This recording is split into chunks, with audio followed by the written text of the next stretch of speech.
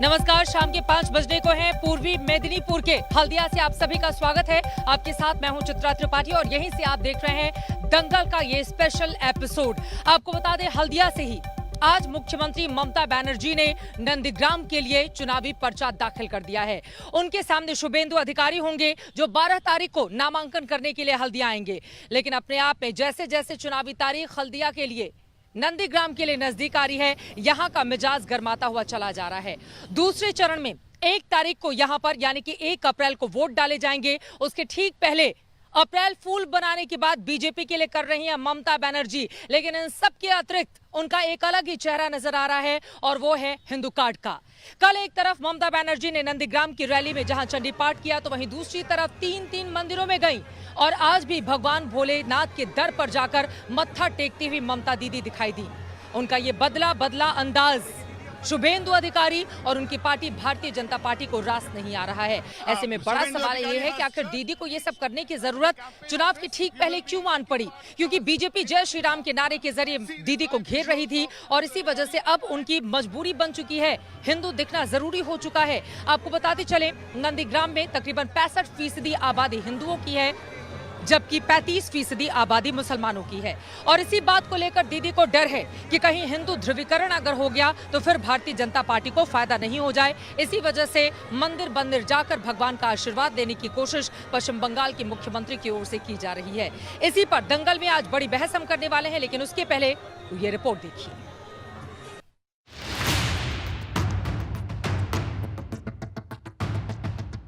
बंगाल की मुख्यमंत्री ममता बनर्जी ने नंदीग्राम से चुनावी पर्चा भर दिया है। लेकिन आज की बंगाल की सबसे बड़ी सियासी तस्वीर उनका नॉमिनेशन भरना नहीं, बल्कि नॉमिनेशन से पहले 1000 साल पुराने महारुद्र सिद्धनाथ मंदिर में पूजा करना है।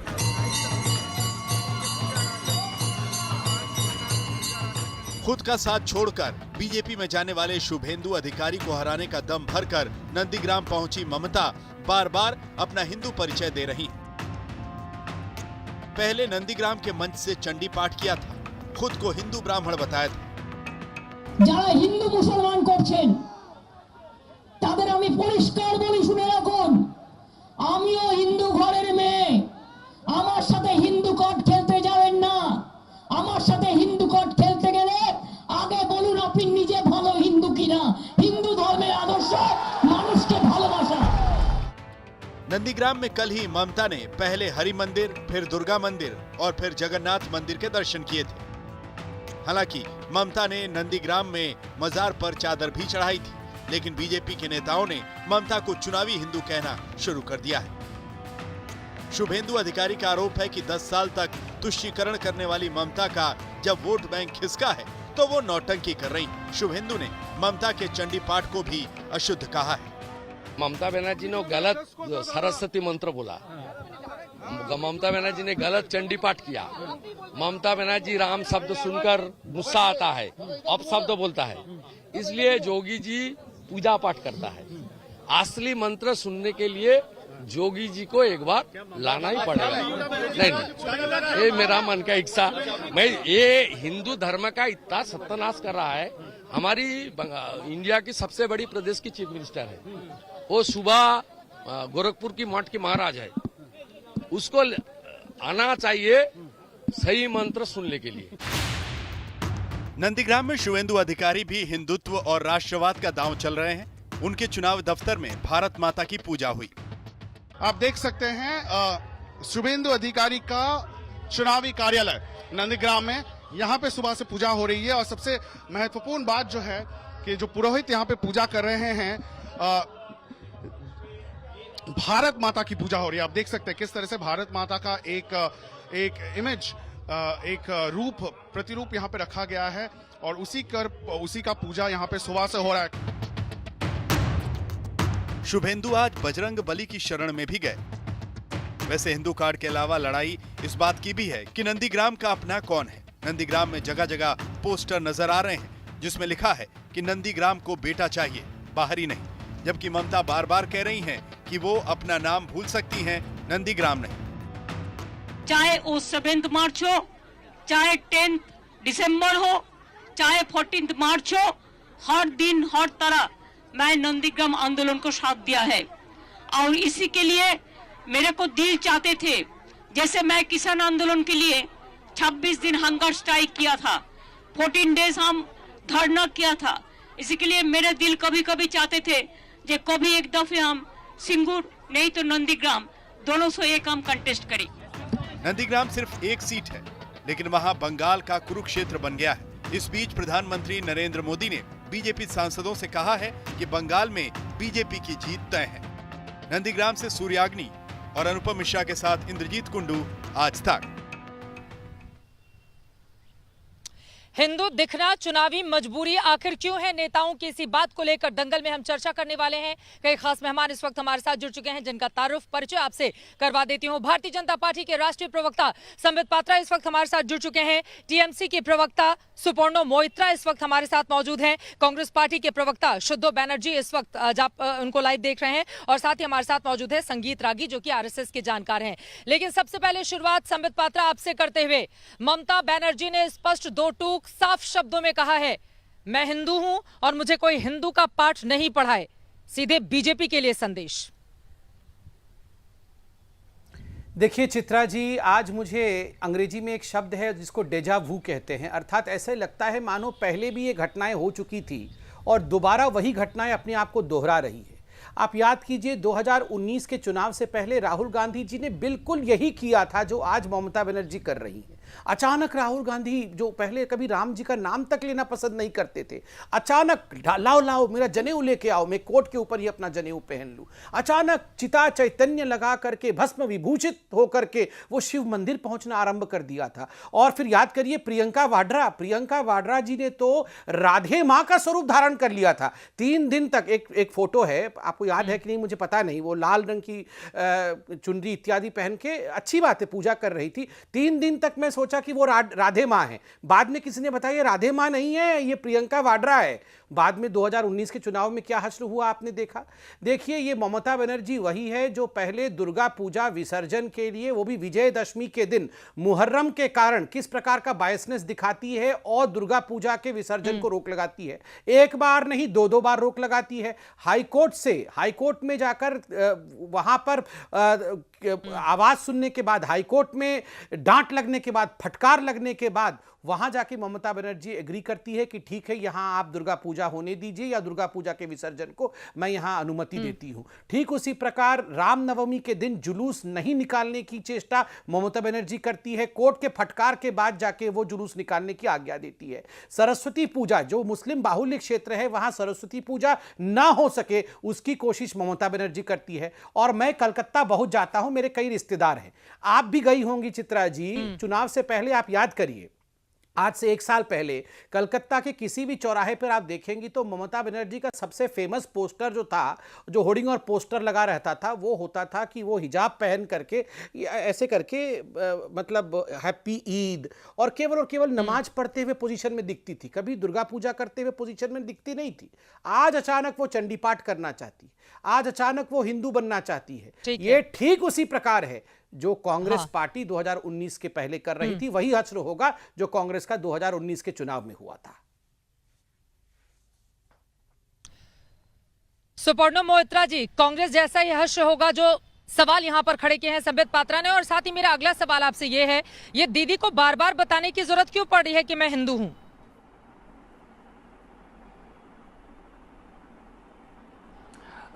चित्रा जी नमस्कार। जितने भी तमाम आज साथी हैं उनको भी मैं नमन करता हूं, और जितने भी लोग आज इस अनुष्ठान को देख रहे हैं आपके ज़रिए उनको प्रणाम करता हूं। पहली बात यह है कि भारतीय जनता पार्टी का एक गलतफहमी है कि जो हिंदू धर्म है उनकी मिल्कियत बस उनके पास ही है। ये उनका एक गलत धारणा है।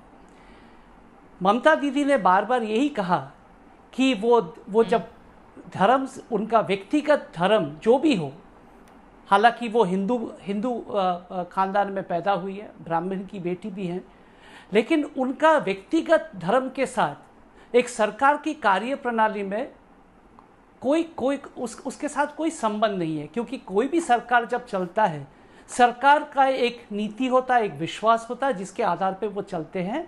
और हम लोग करीब 10 साल से कल्याण अभिविन्यास, विकास अभिविन्यास विशिष्टता और 34 साल के वाम शासन के बाद अवसंरचना का जो बुरा हाल हुआ था उससे कैसे करके निपटे, उसके लिए हमने काम किया। दीदी ने कल यही कहा जी कि अगर आप समझते हैं कि आप ही बस हिंदू हैं तो ये आपका गलत फहमी है। मैं भी हिंदू हूं, लेकिन मैं राजनीति से अपना व्यक्तिगत धर्म को दूर रखने की कोशिश करता हूं। दुख की बात यह है चित्रा जी, बीजेपी के ट्रैक पर क्यों दौड़ने लगी दीदी? बहुत यही सम्मानीय तो सवाल आदरणीय है। मैं बीजेपी अगर जय श्री राम के नारे लगा रही है, बीजेपी जो भी करे, नहीं बीजेपी के ट्रैप में फंस गई ना फिर तो ममता बनर्जी, जिनको बताना पड़ा है कि मैं पूजा कर रही हूँ, देखिए मैं हिंदू हूँ, देखिए मुझे कोई हिंदू धर्म का पाठ ना पढ़ाए। नहीं, मैं कह रहा हूँ, नहीं, मैं आपको जवाब देता हूँ चित्रा जी, एक लाइन में आपका जवाब दे देता हूँ। आपने अभी अभी जब अनुष्ठान शुरू किया था, आप 1% बता रहे थे, 35-65 ये सब फीसदी बता रहे थे। अगर सब लोग समझ जाएंगे कि ये से ऐसे करने से दीदी ठीक नहीं कर रही है, क्या आप समझते हैं कि दीदी का कुछ भी बुद्धि नहीं है कि वो ऐसे काम करे कि वो इलेक्शन हार जाए? वो ऐसे करने वाले नहीं है। वो जो भी करते हैं डंके के चोट पे करते हैं। और हम लोग जो कल्याणकारी योजनाएं लाए हैं और 10 साल हमने सरकार चलाई, इसमें खामियां जरूर हो सकता है, लेकिन दुर्भाग्य की बात यह है जब बेरोजगारी, महंगाई, कल्याणकारी योजनाओं का जिक्र कहाँ हो रहा है? मंच से तो चंडी पाठ हो रहा है। ठीक है, मैं लौटूंगी आपके पास। केंद्रीय मंत्री गिरिराज सिंह की ओर से कहा गया है कि नर्वस हो गई हैं दीदी रोहिंग्याओं की तरह, इस वजह से उनको समझ में नहीं आ रहा है कि मंदिर जाएं कि मस्जिद जाएं। इस पर आप बोलिएगा। बाकी मेहमानों को एक बार जल्दी से शामिल कर लो। शुद्धो बनर्जी जी कांग्रेस पार्टी की ओर से हमारे साथ जुड़े हुए हैं। शुद्धो, आपने सुन लिया संबित पात्रा को। सबसे पहले उन्होंने कहा कि चुनावों के पहले राहुल गांधी, प्रियंका गांधी को खूब भी हमने मंदिर जाते हुए देखा, लेकिन हश्र क्या हुआ ये देश के सामने है। ये ममता बनर्जी का मंदिर जाना लेकिन कांग्रेस पार्टी को इतना क्यों खल रहा है? आप कह रहे हैं कि बीजेपी से कॉम्पिटिशन कर रही है ममता बनर्जी। सबसे पहले आपको धन्यवाद दूं। आज मेरा एक सपना साकार हो गया। मैं संबित जी के साथ रूबरू होने के लिए कब से सपना देख रहा था। एक देखिए, सर्वधर्म समभाव का ये देश है। यहाँ पे कोई भी आशीर्वाद लेने के लिए चर्च, मंदिर, मस्जिद कहीं पे भी जा सकते हैं। और ये हिंदू धर्म की बात है, मुस्लिम धर्म की बात है।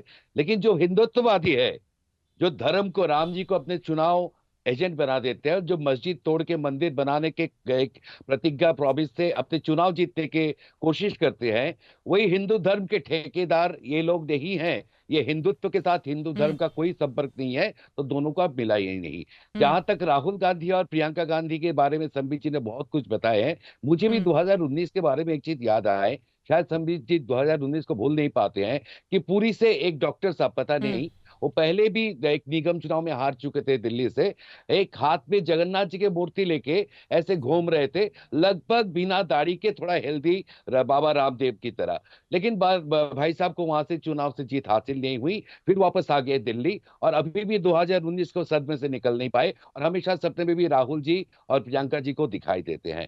और जो और अभी सुपर्णा मैत्री जी को मैं बताना चाहता हूँ, बहुत ही शुद्ध हिंदी बोल रहे हैं, लेकिन भाजपा से जो है वो शायद ये शुद्ध हिंदी से ज्यादा आप अगर थोड़ी कड़ी और डायरेक्ट बात करेंगे उनके लिए ठीक रहेगा। तो आज की बात यह है, आज शुभेंदु अधिकारी जी जो अपने आप को भूमिपुत्र कहते हैं, आज कभी जोगी जी को याद कर रहे, कभी स्मृति ईरानी को याद कर रहे, जो ममता बनर्जी की नाकाम सरकार के 10 साल से एक भागीदार रहे, आज वो सारे बात भुलवाने के लिए, सारे बात हिंदू धर्म के पर लाने के लिए इतना जघन्य कोशिश जो कर रहे हैं, इसके भागीदारी, इसके श्रेय ममता जी को भी जाती है। और ये भाजपा और तृणमूल मिल के आज के पेट्रोल, गैस, डीजल, नौकरी, महंगाई, कमाई, दवाई, पढ़ाई, ये सारे समस्या का हटा के अपने धर्म के आधार पर चुनाव को लड़ने के लिए कोशिश कर रहे हैं। लेकिन आपको बता दूं, बंगाल की जनता जागरूक है। संबित पात्रा जी को बिल्कुल 2019 की तरह 2021 में भी बीजेपी को, अब उनके साथ जो हुआ था पुरी में, बीजेपी को बंगाल में यही होगा। नेता कब आएंगे यहाँ पर? यहाँ की जनता तो जागरूक है, लेकिन सवाल यह है कि आपके नेता लोग कब आएंगे यहाँ पर? अगर ग्राउंड पर जाइए तो मुख्य मुकाबले में बीजेपी और टीएमसी ही दिखाई दे रहे हैं, बाकी तो पार्टियां बहुत पीछे छूट गई हैं। और कांग्रेस पार्टी, आप शुद्ध हिंदी सिखा रहे हैं यहाँ पर, दूसरों को नेतागिरी सिखा रहे हैं, लेकिन कांग्रेस पार्टी जिसने बंगाल में सबसे ज्यादा राज किया, वो कहां पर खड़ी है इस समय? आपको कल मैं इस सवाल का जवाब दिया था नंदीग्राम में। नंदीग्राम है जमीन के साथ, जमीन के ऊपर नागरिकों का अधिकार की लड़ाई का एक नाम है। शुभेंदु अधिकारी आज मोदी जी के नुमाइंदे बन चुके हैं, जो जमीन को अपने कॉर्पोरेट दोस्तों को बेचना चाहते हैं। और ममता दीदी अपने किए पर अपने पश्चाताप लेके उधर पहुंच गए। अगर अपने बिल्कुल इज्जत बचा पाई, ये दोनों की यही हालत होने वाली है, देख लेना आप। नंदीग्राम में जिस सरकार के खिलाफ यहाँ के लोगों ने बगावत की थी, अब उसी के साथ मिलकर, उसी पार्टी के साथ आप चुनावी मैदान में हैं। इसका जवाब दीजिएगा। संबित पात्र, जल्दी से आप बोल लीजिए, कुछ जवाब देना चाह रहे थे। संगीत रागी, उसके बाद मैं फौरन आपके पास आऊंगी। संबित पात्रा। देखिए चित्रा जी, मैं कांग्रेस के प्रवक्ता, वो मेरे साथ डिबेट करना चाहते थे, मगर मैं उनके साथ उलझना नहीं चाहता, क्योंकि कांग्रेस इस चुनाव में ना 3 में है ना 13 में है। वो तो कम्युनिस्टों के ऊपर राइड कर रही है, उनके साथ चलने की कोशिश कर रही है। वही कम्युनिस्ट पार्टी जिनका स्लोगन था कांग्रेसेर कालो हाथ मोड़िए दियाओ भांगिए दाओ, तोड़ दो मोड़ दो, कांग्रेस का काला हाथ था उनके साथ। सर मैं आपके बीच में नहीं बोला था, सुन लीजिए। देखिए, और चुनाव हारने की बात, अरे राहुल गांधी को स्मृति, एक सेकंड सर, राहुल गांधी को स्मृति ईरानी ने अपने घर में क्या किया अमेठी में, आप मुझे देख रहे हैं? अमेठी से भगा दिया राहुल गांधी को।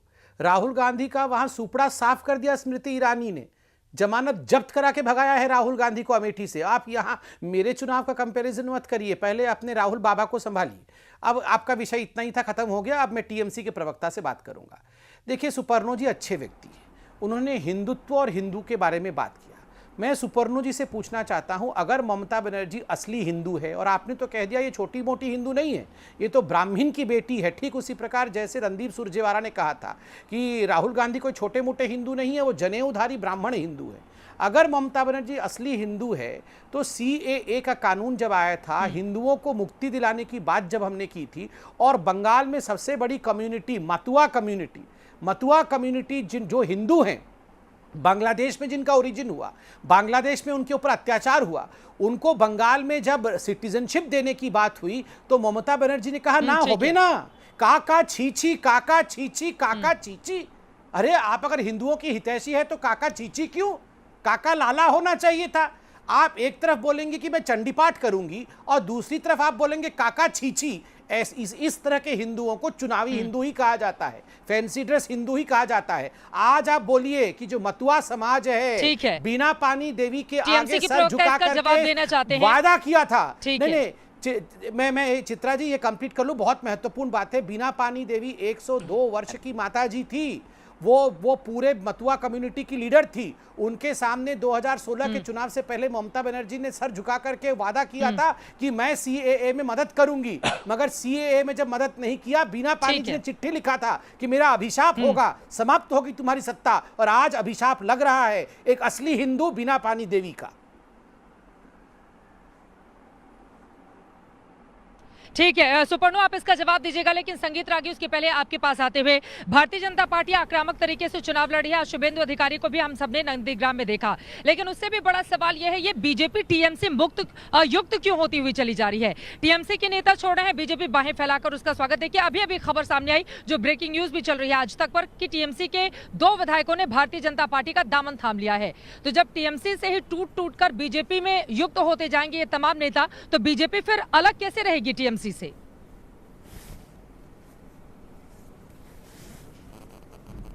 देखिए, इसके 2 पक्ष हैं। कई बार आपद धर्म का आपको निर्वाह करना पड़ता है। आखिर बाली को मारने के लिए राम जी ने भी सहारा लिया था। तो आपको एक बहुत बड़ा एक दुश्मन है जो 10 साल के अंदर पश्चिम बंगाल को इस्लामाइजेशन की तरफ धकेल दिया। वामपंथी लोग तो गुपचुप करते थे, ममता बनर्जी ने इसे खुले तौर पर किया। तो निश्चित तौर पर उनको हटाने के लिए, चूंकि वो देश के खिलाफ है, ममता बनर्जी जी का शासन जो है वो देश के खिलाफ जाएगा। आने वाले दिनों में यदि यह स्थिति बनी रही तो एक दूसरा कश्मीर इस देश में पैदा होने की के कगार पर है। मुझे लगता है कि यदि आप देखेंगे, हम वोटों का परसेंट यदि हम देखते हैं तो 2014 में हिंदुओं का वोट 21% भारतीय जनता पार्टी को मिला था। 2019 के चुनाव में वो करीब 36% सर्ज किया, आगे बढ़ा, यानी कि वो करीब कम्युनिटी वोट 57% हुआ। वहीं यदि आप देखेंगे कि ममता बनर्जी से हिंदुओं का विश्वास, जो करीब 40-42% हिंदू जो है वो वोट करते थे ममता बनर्जी के लिए, वो घट करके 32% रह गया। वामपंथियों से और कांग्रेस के टूट करके हिंदू जो है वो भारतीय जनता पार्टी के पास आए। ऐसी स्थिति में ये मजबूर कर रहा है, चूंकि ममता बनर्जी को ये पता है कि उन्होंने जो किया है, जैसे मां सरस्वती के प्रतिमा विसर्जन के अवसर पर, चूंकि वहां पर मुहर्रम के जुलूस हैं इसलिए हम नहीं निकालें। कभी बंगाल ने ऐसा सोचा था क्या इसीलिए बंगाल ने नोआखाली के बाद अपने आप का विभाजन स्वीकार किया था? लेकिन मालदा घटता है, वसीरहाट घटता है, पश्चिम वर्धमान जिले में कई ऐसी घटनाएं घटती हैं, माँ बेटों को मार डाला जाता है और पुलिस रिपोर्ट तक नहीं एफआईआर तक फाइल नहीं करती है उनकी सरकार के खिलाफ, उनकी पुलिस। तो ऐसी स्थिति में ये बात तो तय है कि ये हाईली पोलराइज्ड इलेक्शन होने वाला है। ममता बनर्जी को इस समय, बस 10 सेकंड लूंगा, ममता बनर्जी को ये अब डर सताने लगा है कि बंगाल का हिंदू यदि पोलराइज 70% भारतीय जनता पार्टी के ये करता है। देखिए, सवाल ये फायदा और घाटे का नहीं है, सवाल देश के फायदे और घाटे का है। भारतीय जनता पार्टी का जीत इस बात के लिए नहीं है कि वो किसी पार्टी की जीत है, ये मुझे लगता है भारतीय राष्ट्रवाद की जीत होगी।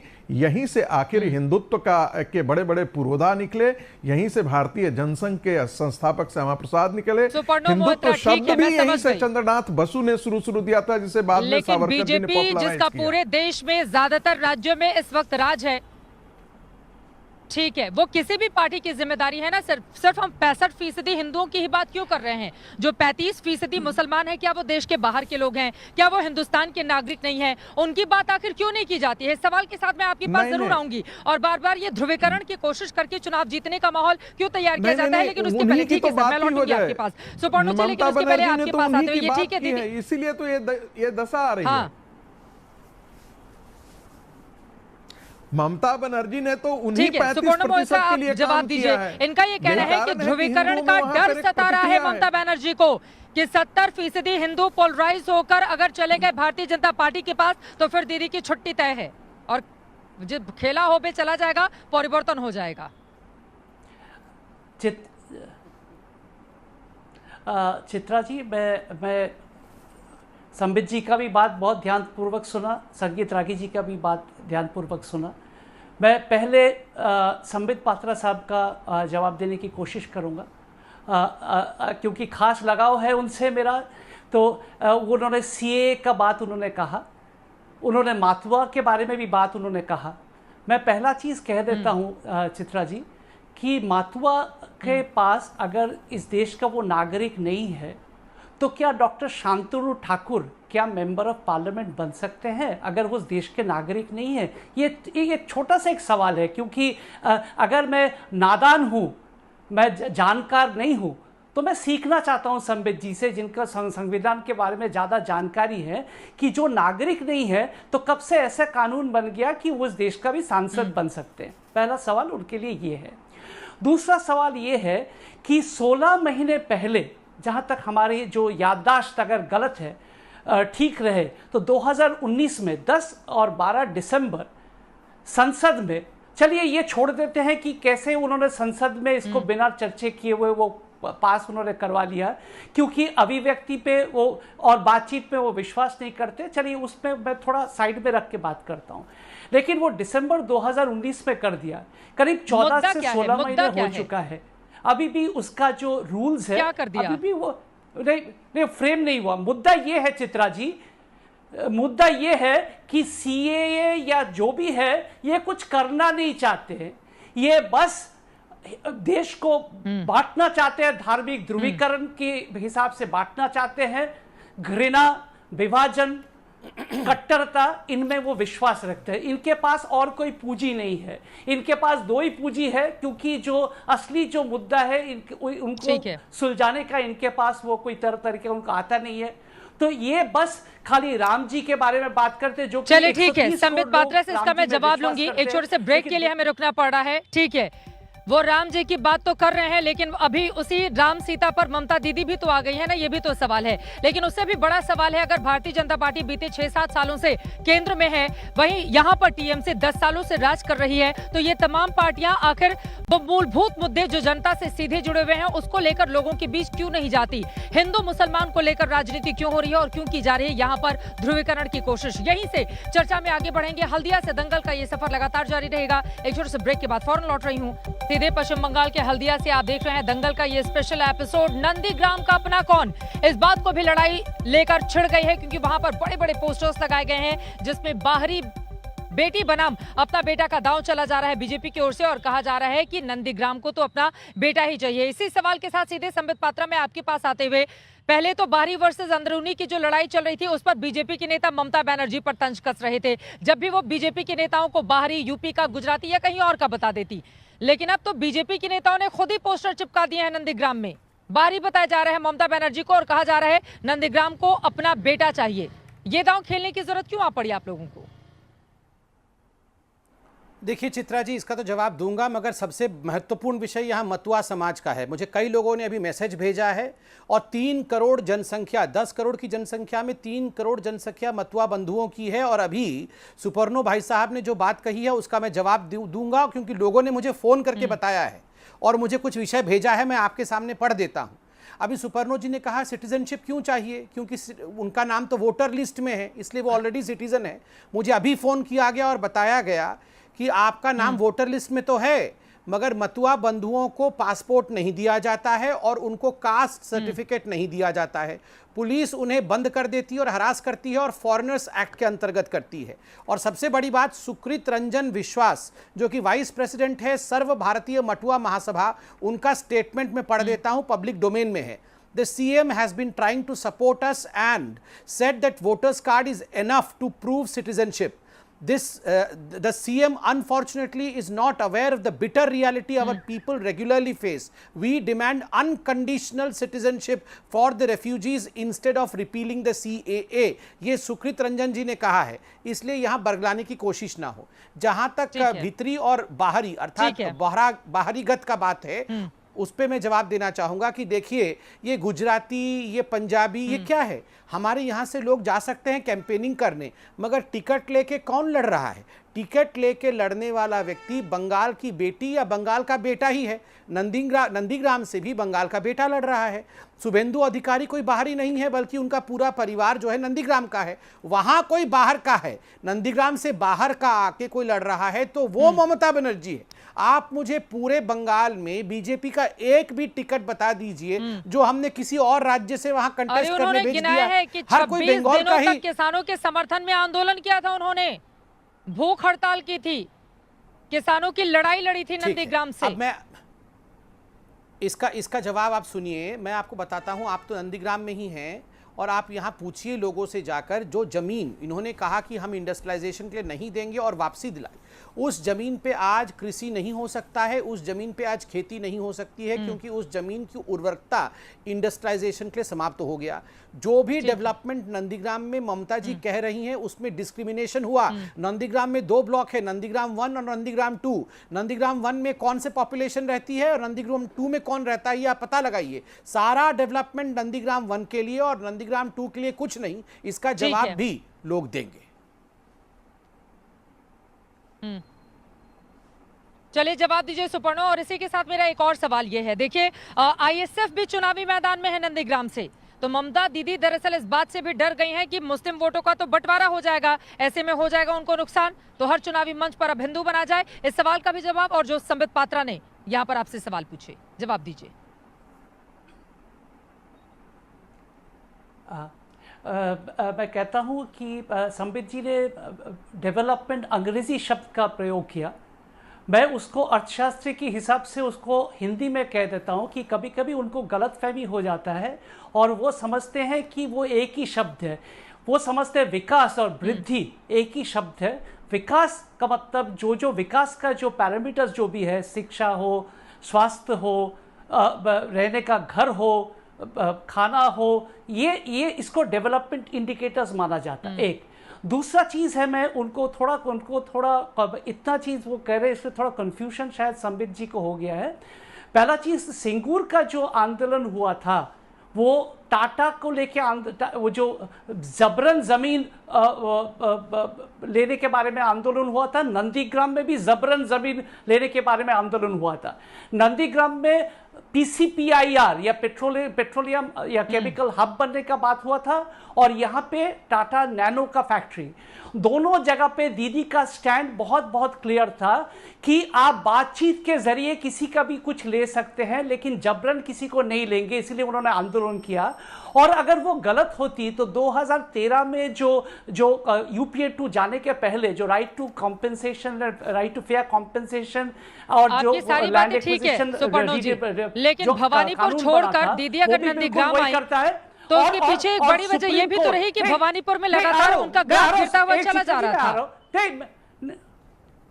नहीं, चित्रा जी मैं जवाब देता हूं। सुप्रीम कोर्ट जो highest court of the country है, वो भी 2016 में उन्होंने ये भी वर्डिक्ट दिया था कि आंदोलन बिल्कुल सही था, जबरन जमीन वसूल नहीं कर सकते। ये पहला बात।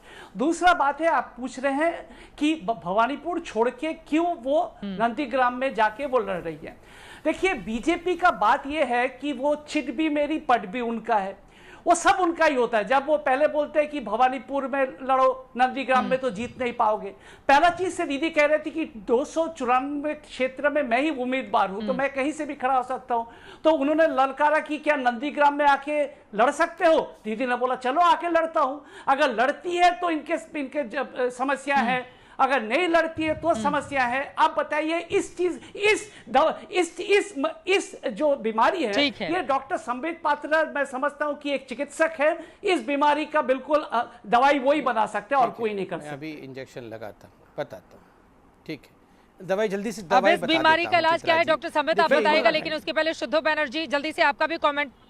ठीक है, बोल दीजिए जल्दी से, बोलिए। देखिए, प्रेस्क्रिप्शन दे देता हूँ। सुद्धो जी रुकिए जरा, प्रेस्क्रिप्शन दे ही दूँ। इन्होंने कहा बीजेपी को लगता है चित भी मेरी पट भी मेरी। अरे मैं तो कह रहा हूँ सुपर्णो जी, चित भी मेरी पट भी मेरी और पूरा बंगाल होगा बीजेपी का।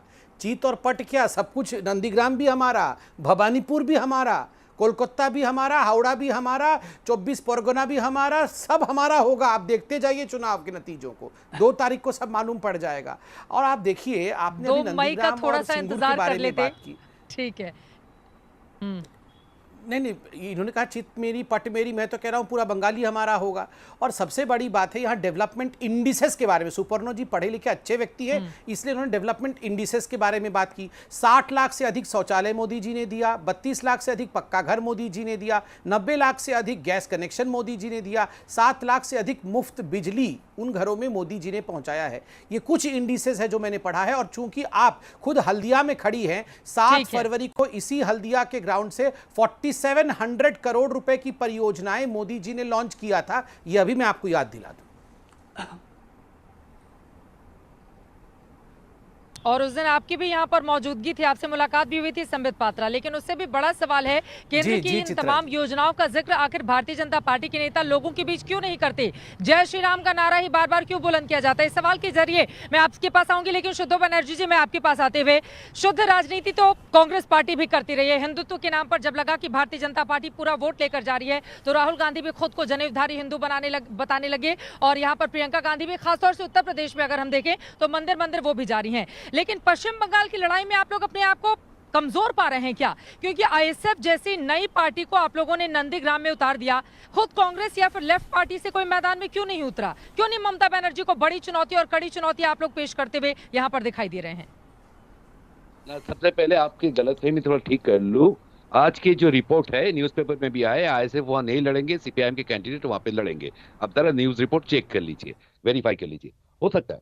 अच्छा, सबसे पहले मैं संबित जी, आपने सोचा था ठीक है, चलिए मैं, अगर आप ये बोल रहे हैं, एक सेकंड, अगर ये बात है तो मैं इसको दुरुस्त करती हूँ और मैं बोलती हूँ कि लेफ्ट के कैंडिडेट होंगे ममता बनर्जी के सामने, आप ये कह रहे हैं। ठीक है, आगे बढ़िए। अब तक हमारे पास आईएसएफ की जानकारी थी, ठीक है, यानी कि लेफ्ट के कैंडिडेट ममता बनर्जी को चुनौती देंगे। मुद्दे क्या होंगे यहाँ पर? मुद्दे कौन से होंगे जिसको लेकर नंदीग्राम के लोगों के बीच आप लोग जाएंगे?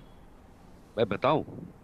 हाँ, मेरा कहने का ये है, अभी डॉक्टर साहब आए थे, मैंने सोचा आए तो डॉक्टर लेकिन बात कर रहे ज्योतिष की तरह कि ये हो जाएगा, ये ही जाएगा। मैं संबित जी को ये बात करना चाहता हूँ कि आसाम और बंगाल के लिए सीए और एनआरसी बहुत अहम मुद्दा है। इस पर ये स्पष्टीकरण क्यों नहीं दे रहे? ऊपर से शाह जी के दो विजिट बंगाल में उन्होंने कैंसिल करवा दिया। दूसरी बात है, अभी प्रथम चरण के चुनाव प्रचार के लिए एक 40 जने का नाम भाजपा ने रिलीज किया, उसमें 15 लोग हैं बंगाल के 40 में से। हाँ, उससे 15 में से 7 है बिल्कुल जो फिल्म स्टार, सीरियल स्टार है, जो अभी ज्वाइन किया है, लॉकेट चैटर्जी, रूपा गांगुली को छोड़ के, और जो 7 राजनीतिक व्यक्ति है उसमें से 4 जो तृणमूल से गए हैं भाजपा से। ये आपका भाजपा का फौज है। अब मैं संगीत रागी जी से मैं एक ही सवाल पूछना चाहता हूँ, स्टार प्रचारकों की लिस्ट जारी कीजिए। आप बीजेपी पर ज्यादा नजर बनाए हुए हैं। हाँ, संगीत रागी से राहुल जी कब आएंगे? वो भी स्टार प्रचारक है। चित्रा जी, राहुल जी कब आएंगे? जिनसे पूछिए ना। सुधो जी, राहुल जी जल्दी भेजो ना बंगाल प्लीज, वो भी तो स्टार प्रचारक है। राहुल जी तो किसानों के साथ है। प्लीज राहुल जी को भेजिए। नहीं, ऐसे नहीं होगा। नहीं, ऐसे नहीं चले। नहीं, ऐसे नहीं चलेगा। नहीं, ऐसे नहीं होगा ना। ना, राहुल जी को भेजना पड़ेगा। अरे ऐसा कैसे होगा? आप राहुल जी को क्यों नहीं भेजना पड़ेगा? ऐसे नहीं होगा। नहीं, हम चिंता करेंगे, क्यों नहीं करेंगे? अरे वो भी स्टार प्रचारक है। ना, कल से भेजो राहुल जी को। ऐसे नहीं होगा सुधो जी। ना, चौल बेना सुधो जी, चौल बेना राहुल जी को ताड़ाताड़ी भेजो। आप अगर बोलेंगे तो कॉम्पिटिशन जाएगा। भेजो राहुल जी को। आप ठीक है, एक बार जवाब हो जाए संबित पात्रा, शुद्धो बैनर्जी की एक बार बात हो जाए। बताइए, वो कह रहे हैं कि राहुल गांधी कब आएंगे? अच्छा, वो तो मैं बता दूंगा राहुल गांधी कब आएंगे, जो उनको पता लगेगा सबसे पहले। लेकिन अभी जो आंकड़े के सर्वे के हिसाब से संयुक्त मोर्चा की सीटें ऊपर जा रही है, भाजपा की नीचे जा रहे। राहुल गांधी आएंगे जब, तो भाजपा का दामो निशान नहीं रहेगा। और मैं संगीत रागी जी, मैं आपको संगीत रागी जी को पूछने दीजिए। संबित जी, संगीत रागी जी की यही सवाल है, जब आप हिंदू वोटों के आंकड़े गिना रहे थे, लेकिन डबल इंजन की सरकार जो थे, मध्य प्रदेश, राजस्थान, झारखंड, छत्तीसगढ़, दिल्ली, यहाँ के हिंदुओं को आप इस प्रचार के जरिए अपने तरफ क्यों नहीं ला पा रहे हैं? ये जरा जवाब संगीत रागी जी दे देंगे तो देश बड़ा उपकृत रहेगा। ठीक है, संगीत रागी जी जवाब दीजिए। वक्त की कमी है, ब्रेक पर जाना है संगीत रागी, इसके पहले जल्दी से। देखिए, मैं एक बहुत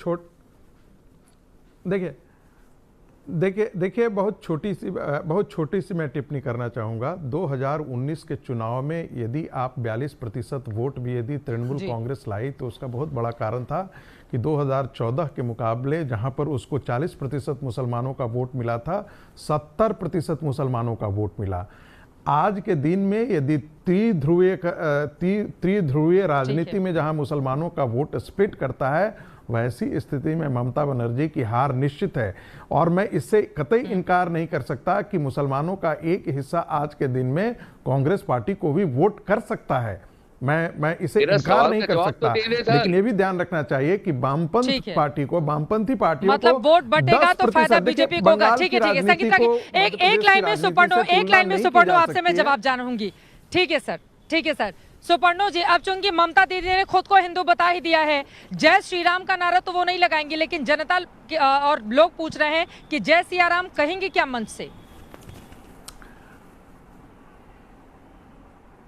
चित्रा जी, एक 10 सेकंड का ये जवाब तो वो दे पाएंगे, लेकिन खाली मैं संबित जी और संगीत रागी जी से इतना ही छोटा सा गुजारिश रहेगा आपके जरिए कि वो उतना उतावला ना हो, और अभी भी 30-40 दिन है, वो आराम से काम करे, लोगों के पास जाए, बातचीत करे। चलिए ठीक है, उतावलापन किसी को भी नहीं दिखाना चाहिए, यकीनन ये बात सच है, लेकिन लड़ाई अपने आप में बेहद दिलचस्प है और इसी वजह से दिलचस्प डिबेट भी हमारे दर्शक इस वक्त देख रहे थे।